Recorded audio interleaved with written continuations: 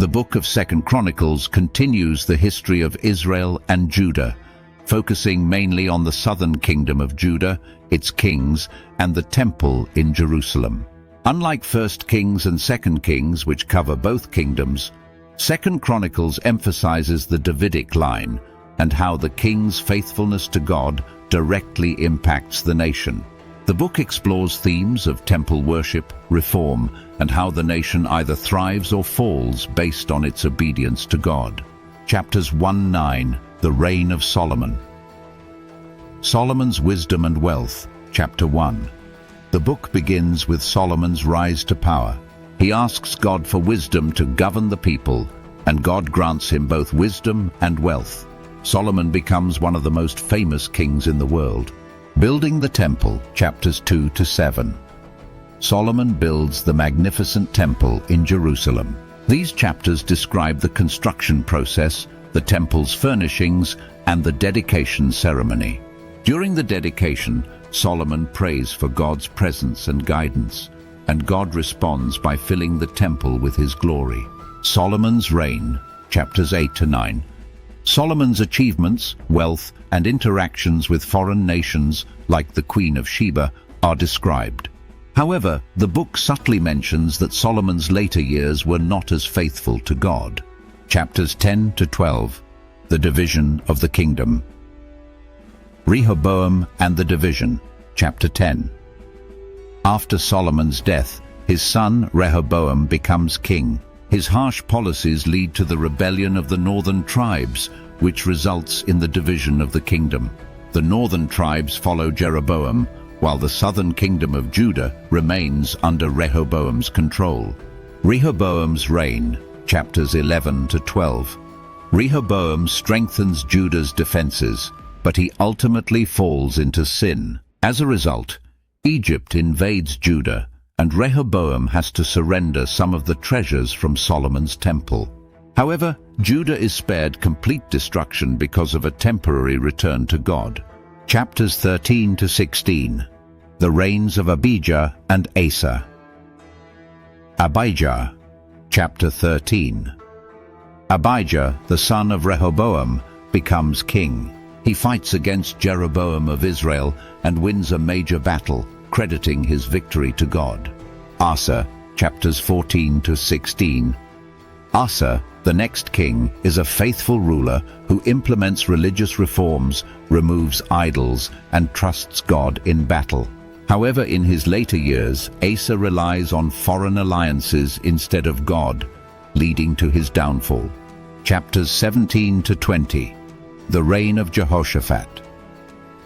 Jehoshaphat's reforms. Chapters 17-19. Jehoshaphat is a godly king who seeks to bring Judah back to the worship of the true God.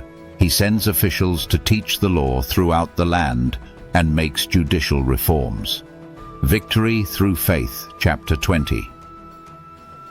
When a coalition of enemies threatens Judah, Jehoshaphat prays, and God delivers the nation miraculously without Judah having to fight. Chapters 21-24. The reigns of Jehoram, Ahaziah, and Joash. Jehoram and Ahaziah. Chapters 21-22. Jehoram, the son of Jehoshaphat, leads Judah into idolatry and suffers a terrible downfall. His son Ahaziah also reigns wickedly, but for a short time. Joash, chapters 23-24. After Ahaziah's death, his mother Athaliah seizes the throne and tries to destroy the royal family. However, Joash, the rightful heir, is hidden by the priest Jehoiada. When Joash is 7 years old, he is crowned king, and Athaliah is overthrown. Joash repairs the temple and restores proper worship, but after Jehoiada's death, Joash falls into idolatry and eventually faces consequences. Chapters 25-28. The reigns of Amaziah, Uzziah, Jotham, and Ahaz.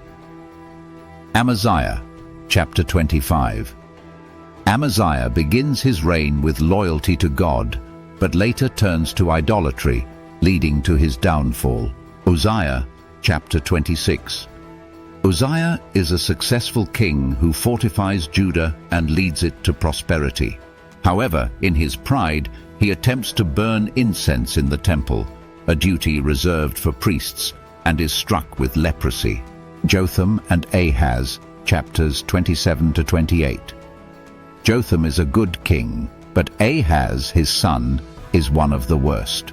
Ahaz introduces idol worship and sacrifices his own children to pagan gods, bringing disaster to Judah. Chapters 29 to 32. The reign of Hezekiah. Hezekiah's reforms, chapters 29 to 31. Hezekiah leads one of the greatest spiritual revivals in Judah's history. He cleanses the temple, reinstitutes Passover, and encourages the people to return to God. Hezekiah is also known for his trust in God when Assyria invades Judah. His faithfulness leads to God's miraculous deliverance of the nation. Hezekiah's illness and pride, chapter 32.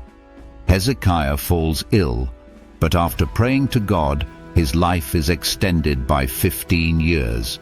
However, pride creeps in, and he shows his wealth to Babylonian envoys, setting the stage for future trouble. Chapters 33 to 36. The reigns of Manasseh, Ammon, Josiah, and the fall of Jerusalem. Manasseh and Ammon, chapters 33. Manasseh, the son of Hezekiah, leads Judah into its darkest period of idolatry, even worse than the nations around them. However, after being taken captive by the Assyrians, Manasseh repents and attempts to undo his evil acts. His son Ammon follows him on the throne but does not repent, leading to his assassination. Josiah's revival, chapters 34 to 35. Josiah, a young and righteous king, brings about a sweeping revival. He finds the book of the law, renews the covenant, and purges the land of idols. However, despite his efforts, God's judgment on Judah remains due to the sins of previous generations. The fall of Jerusalem, chapter 36. The final chapter recounts the last kings of Judah who continue to lead the nation into sin. As a result, Babylon invades, the temple is destroyed, and the people are taken into exile, fulfilling the warnings of the prophets. The book ends with a glimmer of hope as King Cyrus of Persia allows the exiles to return and rebuild the temple. Final thoughts. The book of 2 Chronicles highlights the crucial role that faithfulness to God plays in the life of the nation. While kings like Hezekiah and Josiah bring spiritual renewal, the persistent sin of the people ultimately leads to their downfall.